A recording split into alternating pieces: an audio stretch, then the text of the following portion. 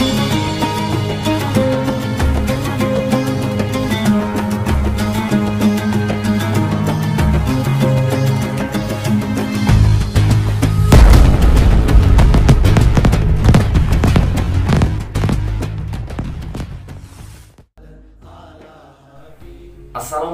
warahmatullahi wabarakatuh. Anak-anakku yang kami banggakan, pada pertemuan kali ini kita akan membahas mengenai Abu Bakar Ash-Shiddiq sebagai seorang khalifah. Pada pertemuan kali ini ada kisah menarik, yaitu Abu Bakar Ash-Shiddiq bersama Rasulullah SAW ketika Rasulullah masih hidup. Suatu ketika Rasulullah SAW dikejar-kejar oleh orang kafir Quraisy, dicari-cari oleh orang kafir Quraisy dan mau dibunuhnya.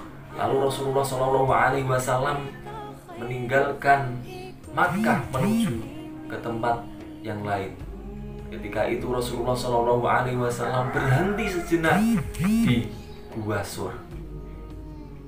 Gua Sur pada waktu itu masih banyak binatang-binatang yang melata. Lalu Abu Bakar Ash-Shiddiq, "Wahai Rasulullah, saya akan mengecek dulu keadaan sekeliling daripada Gua Sur tersebut." Ternyata benar, di situ banyak lubang-lubang yang dikira Abu Bakar Ash-Shiddiq merupakan suatu lubang daripada binatang yang melata. Abu Bakar Ash-Shiddiq lalu menutupinya, lubang-lubang satu-satu di situ dengan kain yang dibawanya. Sekiranya aman, lalu Rasulullah SAW masuk bersama Abu Bakar Ash-Shiddiq. "Baik Rasulullah, kondisi di dalam gua sudah aman, silakan masuk bersamaku." Lalu Rasulullah bersama Abu Bakar Ash-Shiddiq masuk di dalam gua tersebut. Selang beberapa waktu Rasulullah SAW tertidur dan Abu Bakar Ash-Shiddiq melihat ada lubang di situ. Masih ada satu atau beberapa lubang di situ. Lalu Abu Bakar Ash-Shiddiq menutupinya dengan kakinya. Lalu kaki Abu Bakar Ash-Shiddiq digigit oleh ular. Lalu Abu Bakar Ash-Shiddiq kesakitan sampai Abu Bakar Ash-Shiddiq menangis. Tapi Abu Bakar Ash-Shiddiq tidak bilang pada Rasulullah SAW, takut Rasulullah di situ kebangun dan mengganggu istirahatnya. Sampai ia menangis terus, akhirnya tetesan air matanya mengenai pipinya Rasulullah SAW. Ketika itu Rasulullah di pangkuan Abu Bakar Ash-Shiddiq. Lalu Rasulullah SAW kaget dan terbangun. "Wahai Abu Bakar, mengapa engkau menangis?" "Wahai Rasulullah, saya menangis, kaki saya digigit oleh seekor ular yang berbisa."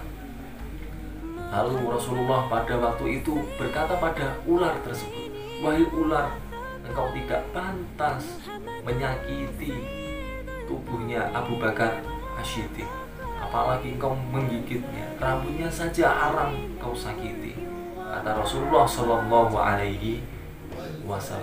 Lalu ular itu berbicara pada Rasulullah Muhammad SAW, "Wahai Rasulullah, saya tidak ada urusan dengan Abu Bakar Ash-Shiddiq. Sebenarnya saya ingin melihat wajah engkau dengan penuh rasa cinta, dengan mahabbah, wahai Rasulullah." Lalu ular itu juga bilang pada Rasulullah Muhammad SAW, "Ratusan tahun wahai Rasulullah, saya pernah mendengar firman Allah Subhanahu wa Ta'ala bahwasanya barang siapa yang melihat wajah Rasulullah dengan rasa mahabbah, rasa cinta, maka ia akan dimasukkan pada surganya. Ia akan dimasukkan pada surganya Allah Subhanahu wa Ta'ala. Saya ingin melihat wajah engkau ya Rasulullah. Tetapi ketika saya mau melihatnya, saya sudah menunggui ratusan tahun di dalam Gua Sur ini, malah kaki Abu Bakar Ash-Shiddiq menutupinya. Saya tidak bisa melihat, lalu saya gigit, wahai Rasulullah." Lalu Rasulullah Shallallahu Alaihi Wasallam mempersilahkan ular tersebut memandang wajah Rasulullah Muhammad Shallallahu Alaihi Wasallam. Dan setelah itu Rasulullah Shallallahu Alaihi Wasallam berdoa kepada Allah Subhanahu Wa Taala, lalu mengusapkan kakinya Abu Bakar As-Siddiq. Ya, dikasih ludah Rasulullah Shallallahu Alaihi Wasallam diusapkan di kakinya, lalu Abu Bakar As-Siddiq sembuh dari gigitan ular yang berbisa tersebut. Itulah kebersamaan Abu Bakar As-Siddiq bersama Rasulullah Shallallahu Alaihi Wasallam ketika masih hidup. Rasulullah bisa berbicara dengan ular. Inilah suatu kemukjizatan. Rasulullah bisa menyembuhkan Abu Bakar As-Siddiq daripada gigitan ular yang berbisa. Untuk itu, mari kita pelajari bersama-sama sosok Abu Bakar As-Siddiq.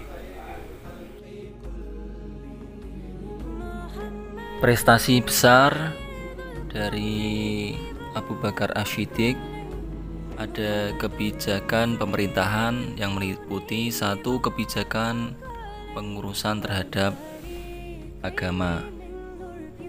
Pada awal pemerintahannya ia diuji dengan adanya ancaman yang datang dari umat Islam sendiri, seperti timbulnya orang-orang yang murtad, orang-orang yang tidak mau mengeluarkan zakat, dan orang-orang yang mengaku menjadi nabi, pemberontakan dari beberapa kabilah. Yang kedua ada kebijaksanaan kenegaraan. Di antara kebijaksanaan Abu Bakar dalam pemerintahan atau kenegaraan diuraikan ada bidang eksekutif, yaitu pendelegasian tugas-tugas pemerintah di Madinah. Misal untuk pemerintahan pusat menunjuk Ali bin Abi Thalib, Utsman bin Affan, dan Zaid bin Tsabit sebagai sekretaris dan Abu Ubaidillah sebagai bendaharawan. Untuk daerah-daerah kekuasaan Islam dibentuklah provinsi-provinsi, dan untuk setiap provinsi dibentuk seorang amir. Ada pertahanan dan keamanan untuk memelihara stabilitas di dalam maupun di luar negeri. Di antaranya panglima yang ada ialah Khalid bin Walid, Musanna bin Harisah, Amr bin As, Zaid bin Sufyan, dan lain-lain. Yudikatif, fungsi kehakiman dilaksanakan Umar bin Khattab. Selama pemerintahan Abu Bakar tidak ditemukan suatu permasalahan yang berarti untuk dipecahkan. Dalam bidang ekonomi, sebuah lembaga mirip dengan Baitul Mal, di dalamnya dikelola harta benda yang didapat dari zakat, infak, sedekah, ghanimah, dan lain-lain. Penggunaan harta tersebut digunakan untuk gaji pegawai negara dan untuk kesejahteraan umat. Prestasi Abu Bakar As-Siddiq yang kedua yaitu perang terhadap perilaku riddah. Perang riddah atau perang melawan kemurtadan. Khalid bin Walid adalah panglima yang banyak berjasa dalam perang riddah tersebut. Yang ketiga yaitu kodifikasi Al-Quran. Abu Bakar juga berperan dalam pelestarian teks-teks tertulis Al-Quran.